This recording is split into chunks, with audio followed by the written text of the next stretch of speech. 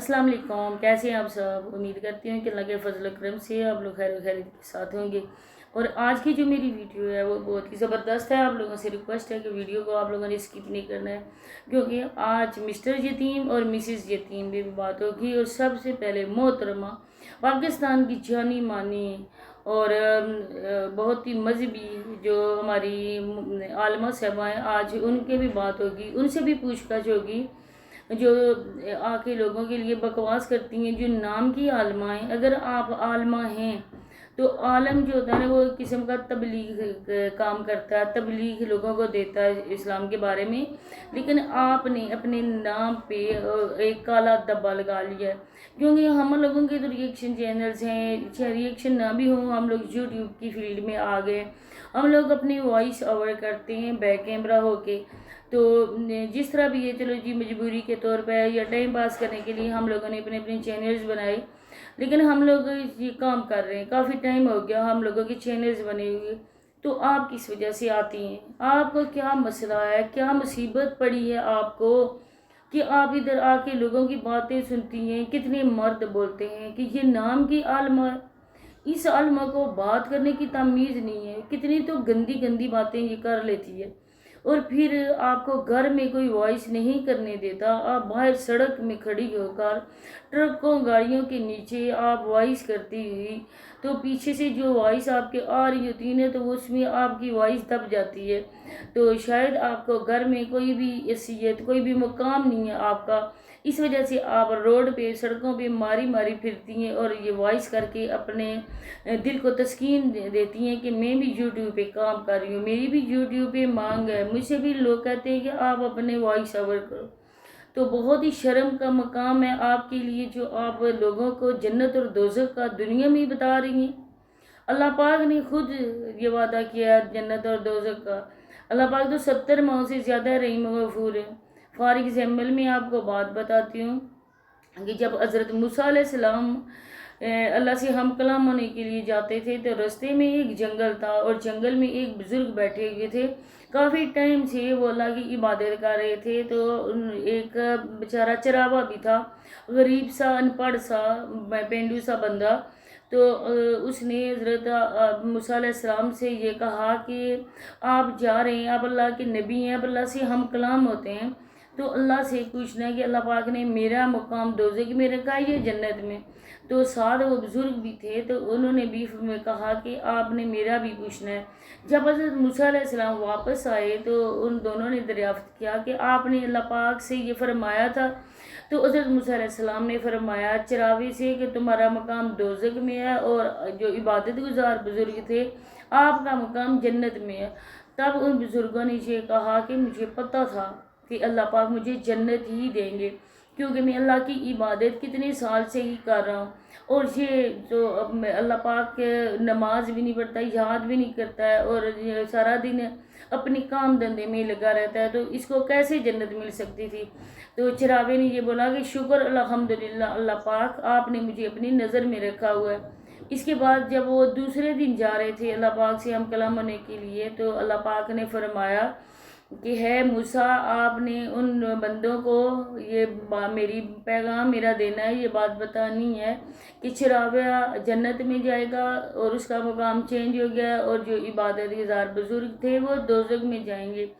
تو حضرت موسیٰ علیہ السلام نے فرمایا اللہ پاک ایسا کیوں؟ تب اللہ پاک نے حضرت موسیٰ علیہ السلام کو یہ بتایا کہ اس وجہ سے کہ انہوں نے اپنی عبادت پہ بہت ہی زیادہ گھمنڈ کیا، اور انہوں نے اپنے آپ پہ غرور کیا، اس وجہ سے مجھے یہ بات سخت ناپسند ہوئی، تو میں نے ان دونوں کو ان کی جگہ جو ہے نا وہ تبدیل کر دی۔ اب چراوا جنت میں ہے کہ اس نے کہا کہ اللہ جی میں ہر حال میں آپ کا شکر کرتا ہوں کہ آپ نے مجھے نظر میں تو رکھا ہے۔ تو مجھے اس کی یہ بات بہت ہی زیادہ پسند آئی۔ تو ہمیں کیا پتا کہ اللہ پاک ہماری کس بات کو پسند کرتے ہیں اور کس عبادت کو، اتنی زیادہ عبادت ہونے کے باوجود ہماری کون سی بات اللہ پاک کی نظر میں اتنی بری لگتی ہے کہ اللہ پاک ہمیں دوزخ میں بھیج دیں گے۔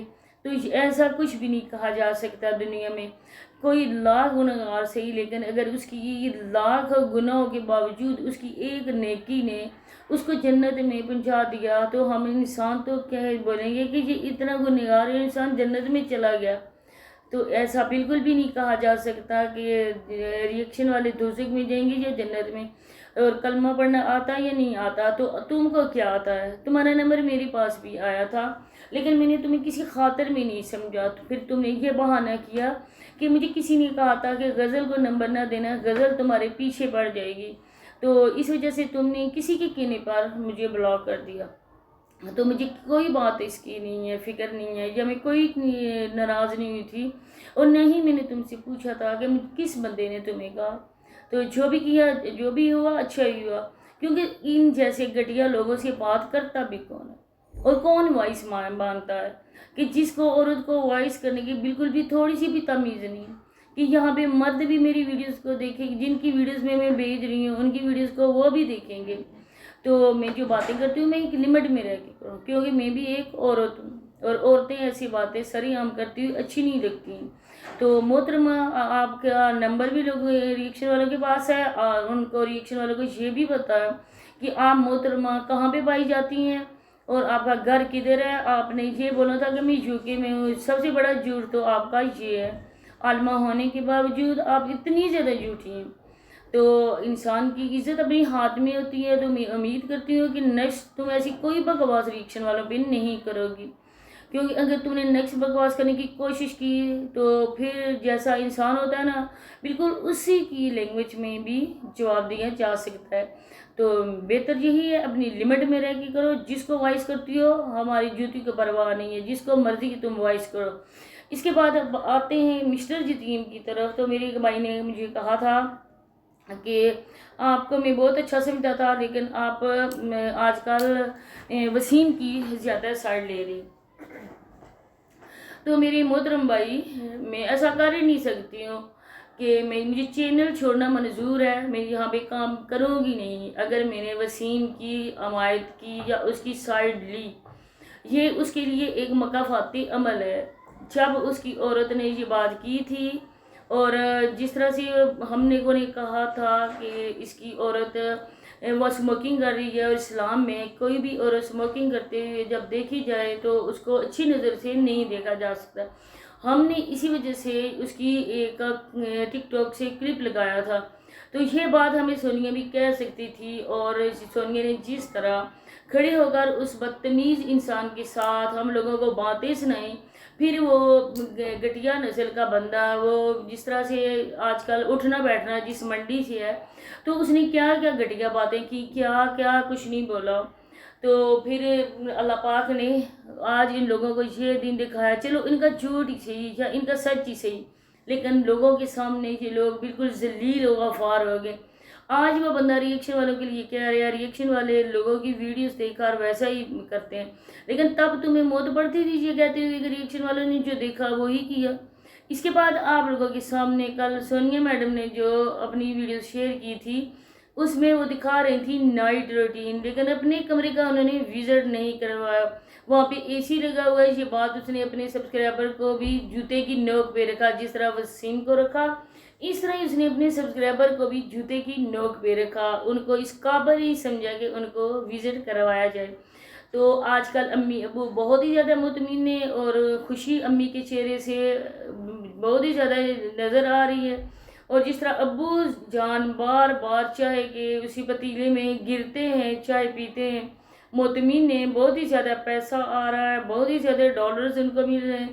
اس بات کو لے کر یہی کہتے ہیں کہ اگر وہ اپنی بیٹی کا گھر پیسوں کی وجہ سے برباد کر رہے ہیں تو ان جیسے گھٹیا ماں باپ پوری دنیا میں نہیں ہوں گے جو صرف پیسے کے لیے جیتے ہیں. آج ان کی بیٹی سونیا لوگوں کو اپنے واٹس ایپ نمبر دیتی پھرتی ہے. میں نے کل اپنی ویڈیو میں نہیں لگایا تھا، لیکن آج میں یہاں پہ وہ لگا دوں گی سونیا کا واٹس ایپ نمبر. تو آج اس نے یہ لوگوں کو بولا ہے کہ آپ لوگ آ کے مجھ سے انسٹا پہ رابطہ کرو. میں نے مجبور ہو کر بنایا، لیکن کل پرسوں تم اپنی ویڈیو میری جو کامنٹس تھی ان کے نیچے جب تم رپلائی کر رہی تھی تب تم اپنا واٹس ایپ نمبر ہی دے رہی تھی، اور باپ کی اجازت سے ہی نمبر دے رہی تھی نا. تو باپ پیسوں کی وجہ سے اپنی بیٹی غیر مردوں کے سامنے پھینک رہا ہوتا ہے کہ ہاں بیٹی جاؤ ان کو خوش کرو اور پیسے لو، اور مسٹر یتیم جو کہتا ہے کہ ہم لوگ بکاری نہیں ہیں، یہ لوگ بھیک مانگتے ہیں۔